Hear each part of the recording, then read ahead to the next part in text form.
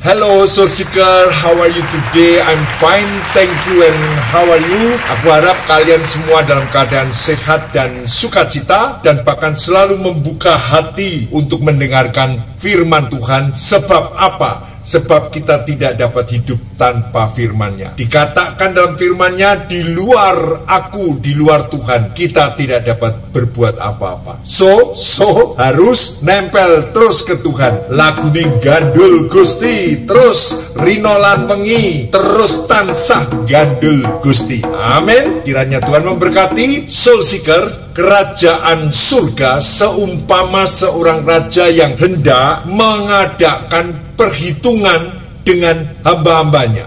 Mengadakan perhitungan. Dalam bagian ini diceritakan ada seorang yang berhutang kepada raja itu 10.000 talenta. Oh my God! Karena orang itu tidak mampu melunasi hutangnya, maka raja memerintahkan supaya ia dijual, istrinya dijual, anaknya dijual, dan segala harta miliknya untuk membayar hutangnya. Lalu sujudlah orang itu, menyembah di hadapan raja itu, dan dia mengatakan, sabarlah dahulu, segala hutangku akan kulunaskan. Lalu tergeraklah hati raja itu oleh belas kasihan akan hamba itu, sehingga ia membebaskan dan menghapuskan hutangnya. 10.000 talenta dihapuskan, dibebaskan. Tetapi ketika orang itu keluar, ia bertemu dengan orang yang di bawah dia yang berhutang juga kepada dia 100 dinar saja. Oh yeah. Tetapi orang ini menangkap dan mencekik kawannya itu dan berkata, bayar hutangmu, bayar hutangmu.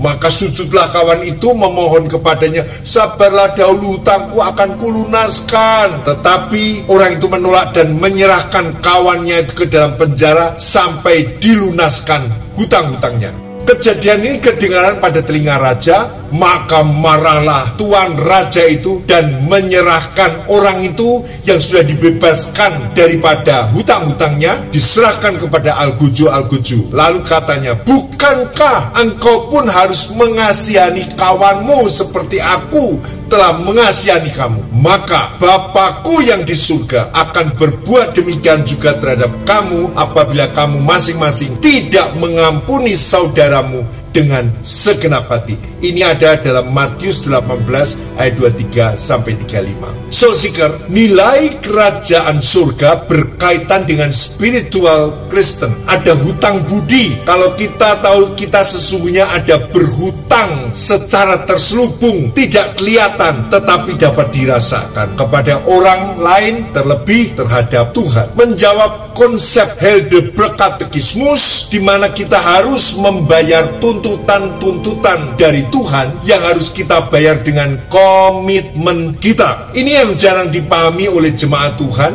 Bahkan kita telah menjadi tumpul dalam kepekaan rohani kita. Sebagai contoh, ada sebuah negara yang menerapkan hukum-hukum negaranya dengan Good Samaritan Law. Jadi ada negara-negara yang mempraktekkan Good Samaritan Law seperti Amerika, Singapura, dan beberapa negara di Eropa. Tetapi ada juga yang tidak mempraktekkan Good Samaritan Law. Apa yang dimaksud dengan Good Samaritan Law? Maksudnya adalah Good Samaritan Law adalah ketika orang yang secara sukarela menolong korban kecelakaan. Artinya, Good Samaritan Law adalah suatu hukum di mana membenarkan orang-orang yang menolong orang lain ketika dalam musibah kecelakaan. Tetapi pada hakikatnya kita telah menjadi tumpul dalam kepekaan rohani. Buktinya apa? Kita ini atau kamu menjadi takut ketika melihat korban jatuh dalam sebuah kecelakaan. Takut nanti malah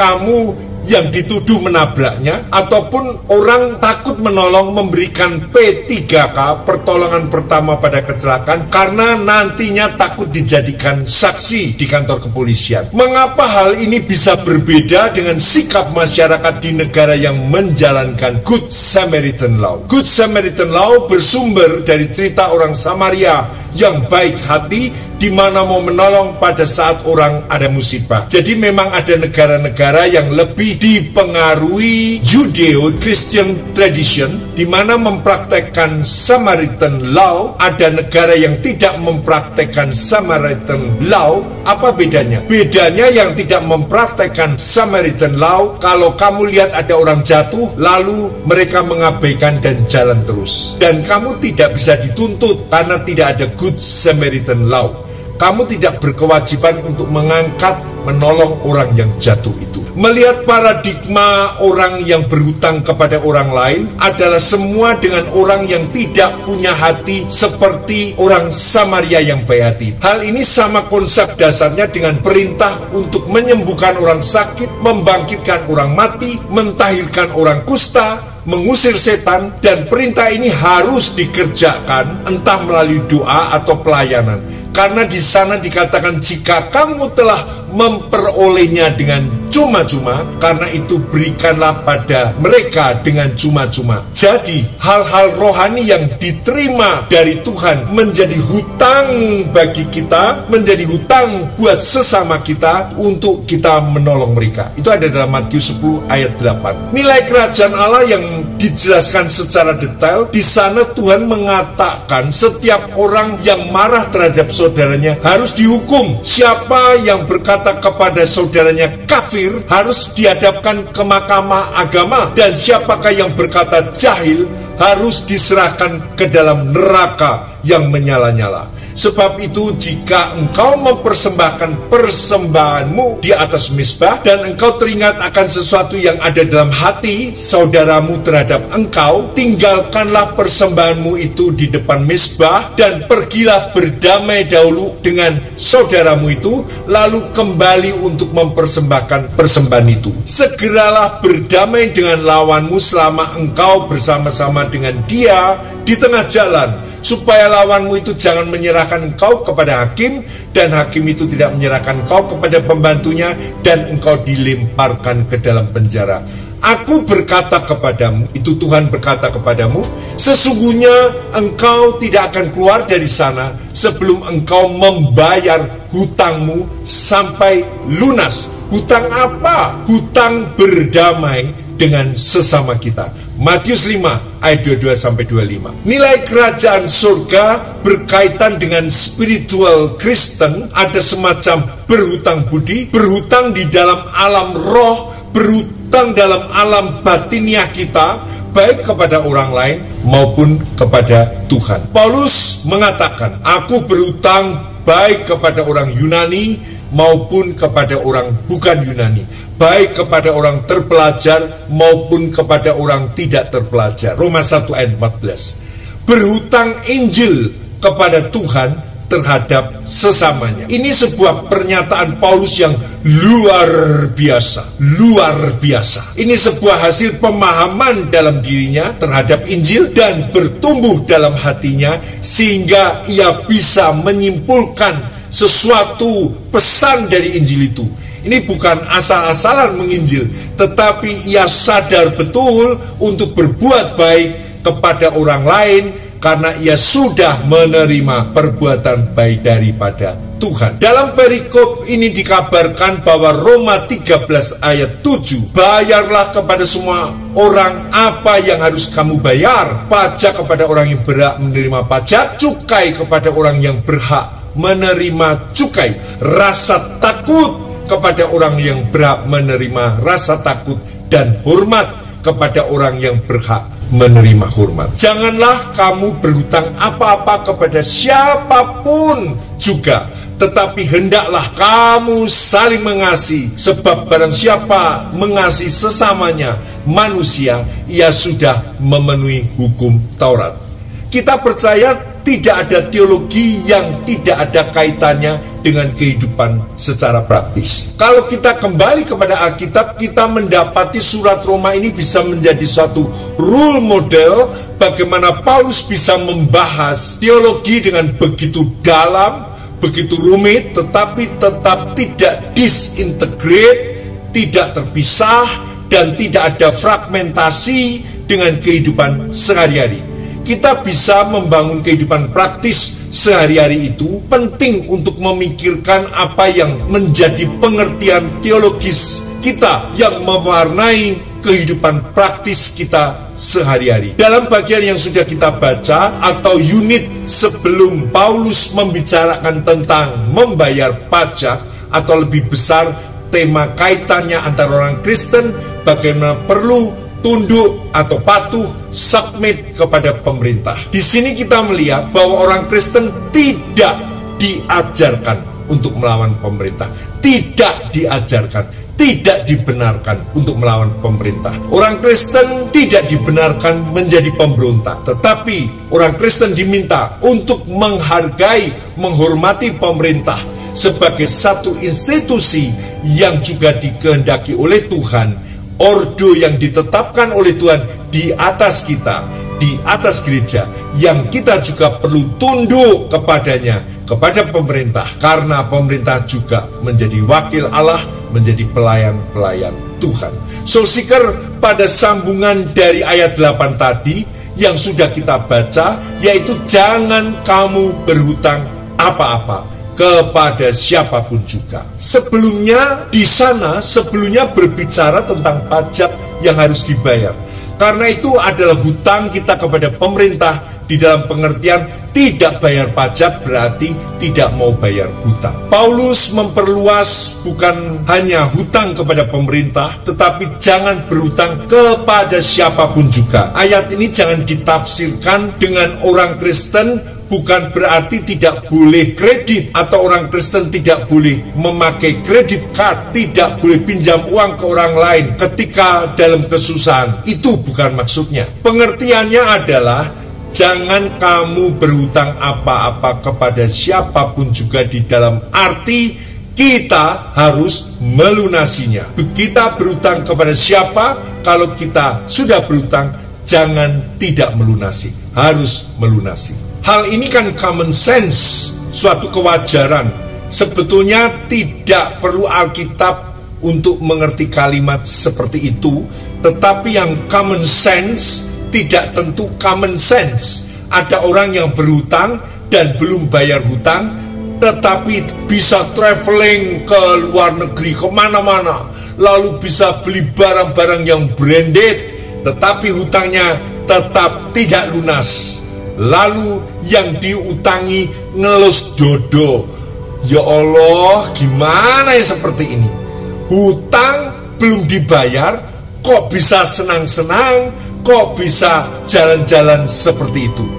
Orang yang hanya berpikir dari perspektif diri sendiri, dia tidak mengerti apa yang diajarkan dalam prinsip firman Tuhan yang sangat sederhana ini. Jangan kamu berhutang apa-apa kepada siapapun juga. Yang menarik pada ayat ini di mana melanjutkan kalimat berikutnya, tetapi hendaklah kamu saling mengasihi.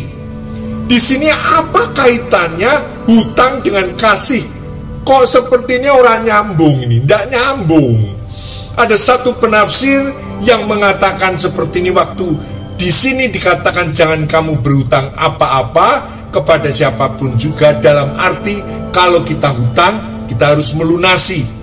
Namun jangan lupa juga ada satu hutang yang tidak akan pernah lunas di dalam kehidupanmu, yaitu hutang kasih kepada Tuhan dan kepada sesama kita. Aku tidak tahu keberadaanmu saat ini. Hopefully orang yang normal yang punya hutang kalau belum lunas pasti susah tidur. Begitu toh? Tetapi ada orang yang hutangnya tidak lunas-lunas, tidurnya nyenyak. Yang diutanginya justru tidurnya tidak nyenyak. Di dalam dunia sering terjadi keanehan-keanehan seperti ini. Tetapi kalau orang yang normal, kalau dia punya hutang, harusnya dia susah tidur. Begitu? Betul? Dan Tuhan mengizinkan kita dalam keadaan seperti ini, yaitu kegelisahan yang positif. Kegelisahan apa? Kegelisahan karena kita tidak pernah bisa bayar hutang kasih kepada sesama kita, dan juga terutama kepada Tuhan. Jika kita mengatakan, aku tidak berhutang apa-apa kepada kamu, waktu aku susah tidak ada satu orang pun yang mau menolong aku berjuang mati-matian sendiri, aku hanya berdoa terus kepada Tuhan, tidak ada satupun orang yang datang membantu aku. Jadi aku tidak berhutang apa-apa kepada siapa-siapa. Ini berarti wonge kagul, wonge kecentok hati ini. Artinya dia tersinggung, sehingga ia mendirikan benteng pertahanan dirinya sendiri. Walaupun hal ini boleh-boleh saja, tetapi jangan lupa ayat ini mengatakan hendaklah kamu saling mengasihi. Itu hutang yang belum lunas terbayar. Paulus yang menulis di surat Roma mengatakan sebuah kalimat, aku berhutang baik kepada orang Yunani ataupun kepada orang Yahudi, baik kepada orang yang mempunyai hukum Taurat maupun Gentiles atau orang-orang yang bukan Yahudi yang tidak memiliki hukum Taurat. Pertanyaannya, Paulus hutang apa? Tidak ada catatan apapun yang menjelaskan tentang hutang itu, tetapi itu sebuah paradigma dalam kehidupan yang dia coba hidupi karena dia tahu dia berhutang kepada Tuhan. Dan Tuhan mau dia melunasi hutangnya kepada sesamanya, kepada orang Yahudi dan orang Yunani. Ini bukan seperti take and give. Kita sangat dipengaruhi oleh take and give, hubungan yang hanya bilateral, yang sangat membosankan. Saya berhutang kepada dia, saya bayar kepada dia, dia berhutang kepada saya, dia bayar kepada saya. Konsep seperti ini sangat-sangat poor, sangat miskin, dan ini merupakan keadilan yang biasa saja. Alkitab tidak mengajarkan kepada kita seperti itu. Tidak ada orang yang tidak berhutang terhadap kasih Tuhan. Tidak ada. Yesus mati di atas kayu salib, dan kita tidak akan pernah bisa membalas cinta kasih Yesus secara tuntas, karena Yesus mati membayar hutang-hutang kita, dosa kita, kesalahan kita, kehancuran, kemunafikan kita, ketidakada kemuliaan Tuhan. Di situ Yesus mati bagi kita dan tidak bisa tergantikan, karena Yesus yang ditunjuk kepada Allah sebagai domba sembelihan, domba kurban dosa, dan tidak ada darah lain selain darah Yesus Kristus yang memberikan pengampunan dosa. Dan di situ kita berhutang kepada Tuhan. Tuhan sebetulnya tidak membutuhkan kasih dari kita. Dia komplit di dalam kasih. Bukan berarti dia tidak bisa menerima kasih dari kita. Bukan aku mengatakan hal ini dalam perspektif self-sufficiency of God. Tuhan tidak memerlukan pujian kita, cinta kasih kita, pelayanan kita, itu tidak perlu. Kasih Allah yang komplit, yang lengkap di dalam Tritunggal, di sana dia tidak membutuhkan kasih kita. Jika kamu akan membalas cinta kasih Tuhan, menyerahkan kepada kita untuk membalasnya melalui kita membalas kepada sesama kita yang betul-betul memerlukan kasih, bahwa Tuhan juga mengasihi kita melalui sesama manusia yang lain. Selain Tuhan juga secara langsung mengasihi kita dengan menerbitkan matahari baik untuk orang yang baik maupun untuk orang yang jahat, menurunkan hujan baik untuk orang yang baik dan untuk orang yang jahat, memberikan kita panen. Semua itu diberikan Tuhan secara merata. Tetapi juga ada cinta kasih yang secara pribadi kita terima dari Tuhan melalui sesama kita, dan ada cinta kasih yang dari Tuhan kepada sesama melalui kita juga. Maka di dalam hal ini orang yang berpikir dia berhutang kepada sesamanya, seperti Paulus mengatakan ia berhutang kepada orang Yahudi dan Yunani, dalam hal ini orang itu akan memiliki suatu kehidupan yang berbeda. Dia akan mencoba untuk memeras kehidupannya, squeeze himself, memeras dirinya untuk bisa memberkati orang lain. Paham, saudara? Orang yang seperti Paulus, hidupnya akan terus mencoba untuk memeras kehidupannya, squeeze himself, bagaimana ia bisa memberkati orang lain. Mengerti, soul seeker? Ini suatu hal yang engkau harus ketahui, bahwa engkau harus memberkati orang lain, bahwa engkau harus mengasihi sesama manusia, bukan dengan satu alasan, aku tidak punya uang, aku tidak punya apa-apa. Orang yang mengerti bahwa dirinya berhutang, dia akan squeeze himself, dia akan memeras dirinya untuk dapat memberikan kepada orang. Yesus mati di kayu salib, dia squeeze himself, dia memeras dirinya untuk memberikan nyawanya bahkan sampai mati untuk engkau, untuk kamu, untuk kita semua, supaya kita menerima kasih yang utuh daripada Tuhan, kebenaran, pengampunan dosa yang daripada Tuhan, sehingga hidup kita merdeka dan bebas. Tetapi sebaliknya, setelah kita menerima kasih, menerima anugerah dari Tuhan, kita pun harus squeeze myself untuk orang lain, for other people, untuk orang lain,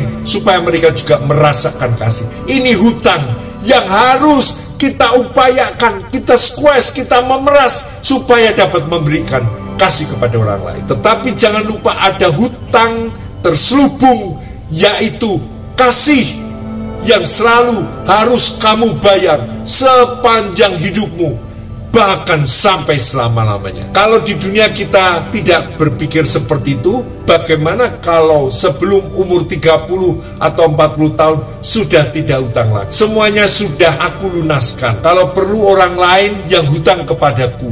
Nah, ini yang lebih keren, betul? Nah, itu harus ada targetnya melalui umurmu. Dalam arti, sekarang kamu umur berapa? Aku harus menjadi orang sukses pada umur berapa? Menjadi orang yang berhasil, yang tidak berhutang kepada siapapun. Tetapi ayat firman Tuhan ini mengatakan bahwa kita tidak pernah bisa melunasi. Itu justru waktu kita masih terus mengasihi Tuhan, tidak ada henti-hentinya. Itulah the true perfection. Bapak gereja yang mengajarkan konsep seperti ini, khususnya dari Cappadocian Fathers, itu merombak konsep perfection seperti yang dimengerti di dalam filsafat Yunani. Filsafat Yunani waktu bicara tentang perfection, itu pengertiannya rather statis, tidak bergerak, sudah sampai sempurna, seperti patung, diam saja, tidak ada pergerakan sama sekali. Yang ada di dalam konsep Alkitab bukan seperti itu, tetapi terus-menerus bergerak.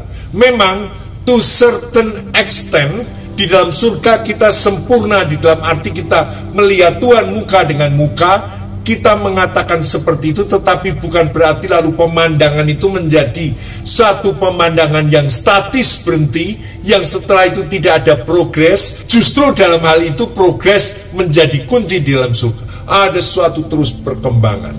Untuk bapak gereja yang seperti bapak-bapak dari Kappadokia, itu sekarang negara Turki, tetapi waktu itu daerah Kristen Ortodoks, mengajarkan berdasarkan konsep Alkitab, konsep kesempurnaan yang berbeda dengan seringkali diajarkan oleh filsafat-filsafat Yunani kuno.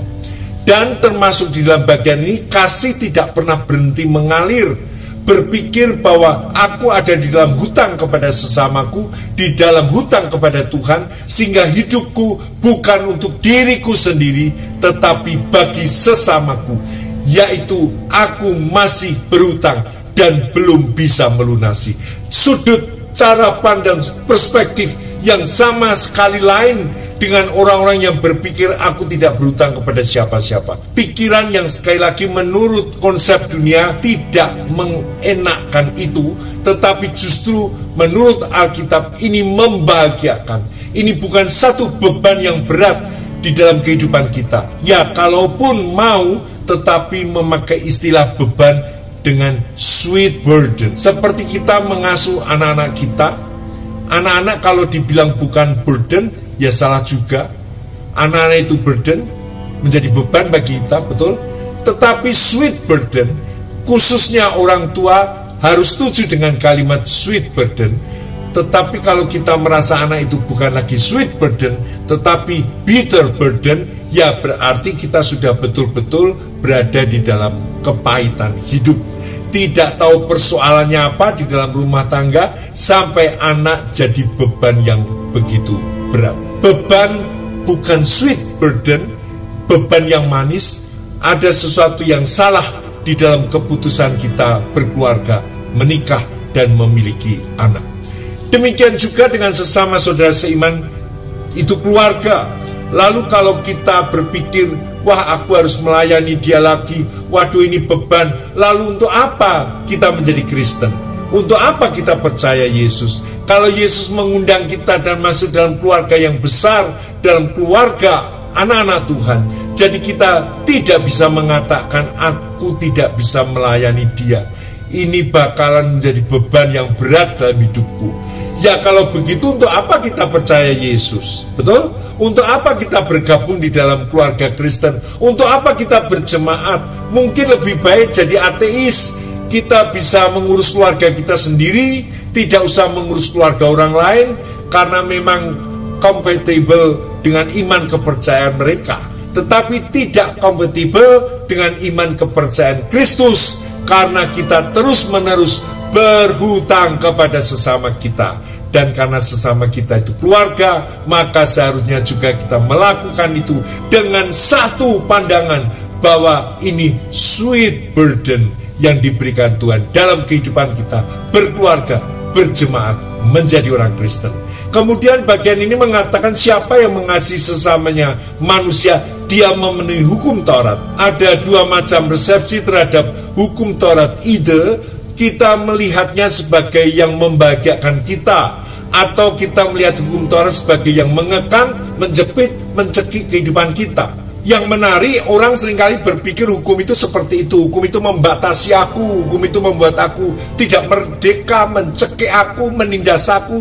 Itu pikiran-pikiran orang paranoia, dan realita paranoia seperti itu dialami oleh kita semua. Betul? Sebelum kita ditebus oleh Tuhan Yesus Kristus, waktu Tuhan memberikan firman-Nya, kita merasa tercekik. Kita merasa terancam, seperti Adam waktu berjalan-jalan. Adam merasa, wah ini ancaman, pasti saya dihukum. Ya karena sudah jatuh dalam dosa. Akhirnya apa? Ya bersembunyi, timbul paranoia.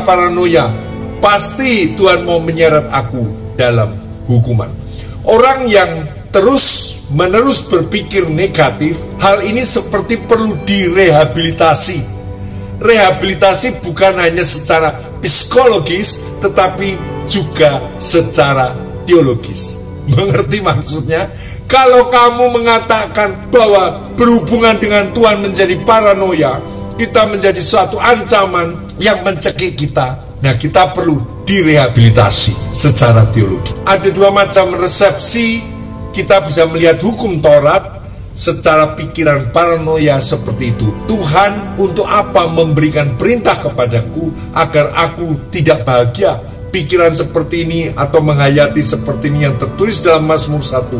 Justru sebaliknya, orang yang kesukanya adalah Taurat Tuhan, yang merenungkan siang dan malam, Taurat itu menjadi kesukaannya, bukan menjadi ancaman.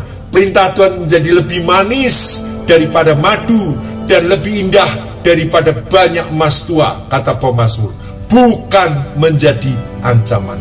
Waktu orang ditebus, dia mengalami perubahan berpikir tentang perintah Tuhan, bukan lagi sebagai sesuatu yang membatasi hidupnya, tetapi yang memerdekakan dan membawa dia kepada suatu kehidupan yang merdeka.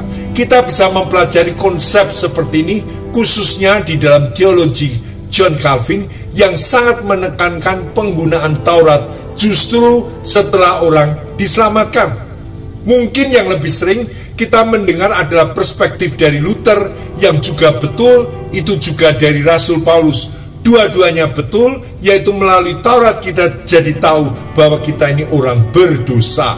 Melalui adanya Taurat kita jadi tahu bahwa kita ini tidak mampu memenuhi tuntutan hukum Taurat. Dan karena itu harus dengan rendah hati kita minta keselamatan melalui Injil Kristus. Itu penggunaan teologis dari hukum Taurat. Tetapi John Calvin kemudian menekankan penggunaan yang ketiga, yaitu penggunaan di dalam orang-orang yang sudah lahir baru, yaitu untuk mengkuduskan diri, membawa orang itu ke dalam pengudusan yang dikerjakan Tuhan, tetapi bukan tanpa Taurat. Setelah orang diselamatkan, dia dikembalikan lagi kepada Taurat, tapi dia menaati Taurat bukan lagi dengan kekuatannya, bukan dengan mentalitas seorang budak atau seorang pegawai yang takut kalau tidak mentaati pasti kena hukuman. Itu pikiran orang-orang yang beragama. Beragama bukan dari agama yang kita percaya di dalam Alkitab. By the way, orang Kristen juga tidak kebal dengan konsep seperti ini. Kenapa datang gereja? Karena takut nanti kalau tidak gereja lalu setelah itu keluargaku tidak diberkati Tuhan. Bagaimana? Kalau aku tidak datang gereja maka bisnisku tidak lancar. Bagaimana? Jadi aku harus datang gereja, aku harus menyenangkan Tuhan supaya Tuhan memberkati aku. Memang tidak sepenuhnya salah, agama juga membahas bagian itu, tetapi kalau agama direduksikan hanya dalam bagian itu, maka tingkat mentalitas kita adalah tingkat mentalitas karyawan, pegawai, orang bayaran. Orang bayaran itu kerja hanya untuk bayaran. Orang bayaran itu tidak memiliki sense of belonging. Tidak ada sukacita waktu melakukan perintah, tapi dia melakukan semuanya karena terpaksa, karena dia harap uang dan uang. Lalu waktu dia melakukan kesalahan, dia bukan bersedih karena dia sudah mendukakan tuannya, bersedih karena takut kalau dihukum. Kalau melakukan salah nanti aku dihukum bagaimana? Aku akan terkena punishment. Bergerak dalam pikirannya bukan reward, hanya punishment. Reward, punishment. Ini seperti anak kecil. Ada seorang penulis yang sudah tua sekali, dia membagikan tahap kedewasaan moral manusia. Dia mengatakan salah satu yang paling rendah dibagi dalam 6 bagian. Paling rendah itu salah satunya adalah orang yang dikendalikan paradigma reward and punishment. Anak kecil ini kan sering kita perlakukan seperti itu, bukan? Misalnya nanti kalau kamu sudah belajar, sudah selesai, pasti papa kasih kamu es krim. Langsung dia belajar. Kenapa? Karena begitu selesai ada es krim, ada reward, tapi ada terusannya juga. Misalnya kalau tidak selesai dapat rotan, berarti ada punishment. Silakan kamu pilih sekarang. Begitu kan? Mau pilih es krim atau rotan? Anak yang terus dididik seperti ini dipertahankan dalam mentalitas tahap bawah, dan banyak orang yang beragama mentalitasnya seperti itu. Kalau kamu tidak mentaati perintah Tuhan, akan ada rotan. Nanti kamu mengalami banjir, kamu mengalami musibah-musibah kalau kamu tidak mentaati. Tetapi kalau kamu mentaati, kamu dijauhkan dari musibah, kamu dijauhkan dari hal-hal yang buruk. Kita harus mengerti mentalitas apa seperti ini. Ini masih mentalitas anak-anak kecil, tetapi orang yang bisa berhadapan dengan hukum Taurat, kemudian dia melakukannya bukan karena terpaksa, bukan karena ancaman, bukan, tetapi karena mengasihi Tuhan, Sang Pemberi Taurat. Aku melayani Tuhan, aku mengasihi Tuhan, aku mau membayar hutang kepada sesamaku. Aku mau terus menjadi orang yang memeras kehidupan untuk kebaikan orang. Ini yang namanya ideal. Tetapi menarik kalau kita boleh memikirkan spektrum yang terkandung dalam istilah hutang. Aku pikir di sini Tuhan memang toh masih mengakomodasikan kekanak-kanakan kita.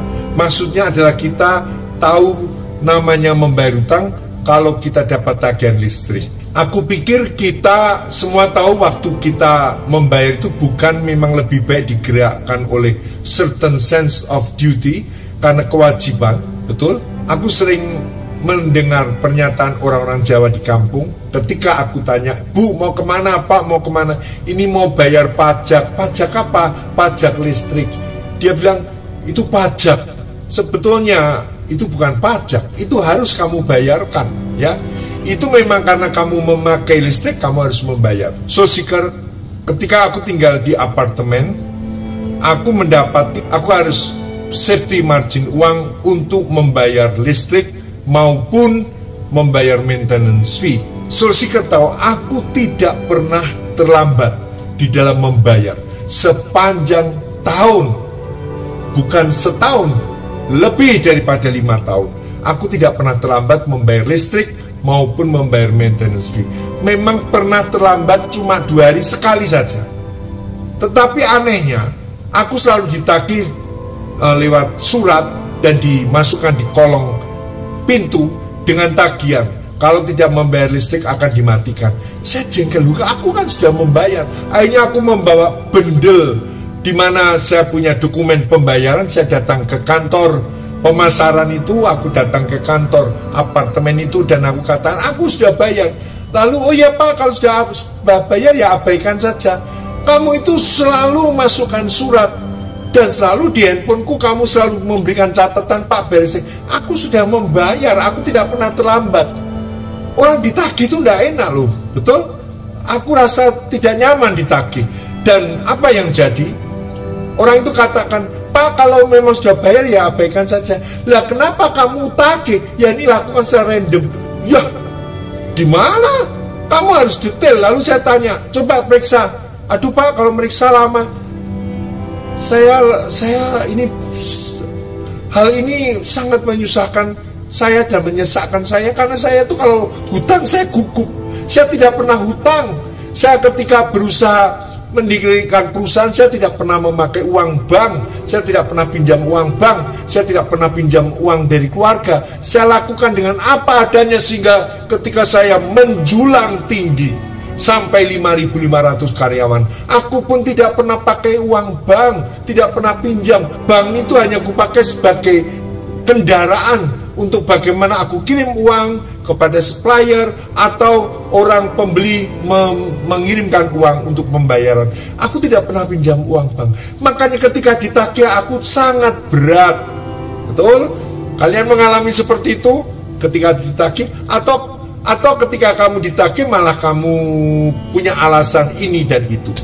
Soul seeker, orang yang normal harusnya, orang Kristen yang normal seharusnya ketika ditagih harus sukacita untuk membayarnya.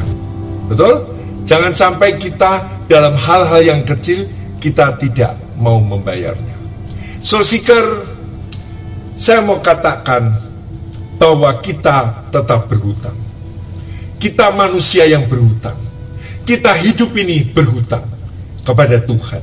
Dan Tuhan mau ketika kita diselamatkan, keselamatan itu bukan untuk diri kita sendiri. Ketika kita mengalami mujizat, mujizat itu bukan untuk kita sendiri. Ketika kita menerima kelimpahan uang, kelimpahan berkat, itu tidak untuk diri kita sendiri, tetapi dibagikan kepada orang-orang lain. Bukan hanya orang sesama gereja, bukan sesama orang Kristen, tetapi ke semua orang. Kita harus membagikan berkat yang melimpah, supaya orang lain yang dalam kesukaran, orang lain dalam kemiskinan, mereka juga tertolong karena lewat tanganmu. Dan itulah berkat yang harus kita lakukan. Kita tetap berhutang. Kita tetap berhutang. Tuhan memberikan kepada kita pengampunan. Pengampunan ini berbicara tentang imanensi. Imanensi adalah paham yang menekankan berpikir dengan diri sendiri atau secara subjektif. Istilah imanensi berasal dari bahasa Latin imanere, yang berarti tinggal di dalam. Imanen adalah lawan kata dari transcendent. Pertama kali istilah diajukan oleh Aristoteles yang memiliki arti batin dari satu objek, fenomena atau gejala. Kemudian dikembangkan oleh Kant dan berlaku sampai sekarang. Pengampunan dosa itu adalah pengampunan dosa yang kamu terima. Harus kamu respon dengan takut akan Allah. Rasa takut terhadap Tuhan itu berarti seperti hutang yang harus kamu bayarkan. Ketika engkau menerima pengampunan, kau juga harus mengampuni orang lain. Amin. Seperti doa Bapa kami, ampunilah aku yang berdosa Tuhan, seperti aku juga mengampuni orang lain yang berdosa terhadap aku. Soul seeker, apabila kita tidak mengampuni, apabila kita tidak bicara kebenaran, apabila kita tidak memberitakan Injil kepada orang di mana Roh Kudus bicara, selamatkan dia. Tetapi kamu tidak mau, kamu menolak. Firman-Nya katakan, darahnya tertanggung pada dirimu. Dan ini suatu perjanjian yang menentang Tuhan. Soul Seeker, ada sebuah contoh. Ketika aku di Pulau Siberut, aku bertemu dengan dua pemuda dengan badan yang kekar bagus karena dia seorang selancar, papan selancar. Pada sore itu ia berkata kepada aku, dia mengatakan, "Papa, aku punya banyak uang dolar Prancis, dolar Amerika, dan dolar Inggris, dan banyak." Wow, saya kaget. Lalu saat itu Tuhan bicara di dalam telinga rohaniku, "Daud, doakan dia." Tapi saya diam saja. Lalu dia katakan, "Papa, besok saya mau ke luar negeri, mau diajak orang bule." "Mau ngapain kamu ke luar negeri?" "Aku mau Papa, aku mau melatih selancar di sana." "Hati-hati ya, karena itu bukan negara kita, hati-hati kamu." "Ya Papa." Saat itu Tuhan bicara lagi, "Doakan Daud." Tetapi aku berpikir aku akan pergi ke pulau sebelah, nanti sore aku akan balik lagi, aku akan membawa Coca-Cola dan akan berdoa dan bicara kepada dia.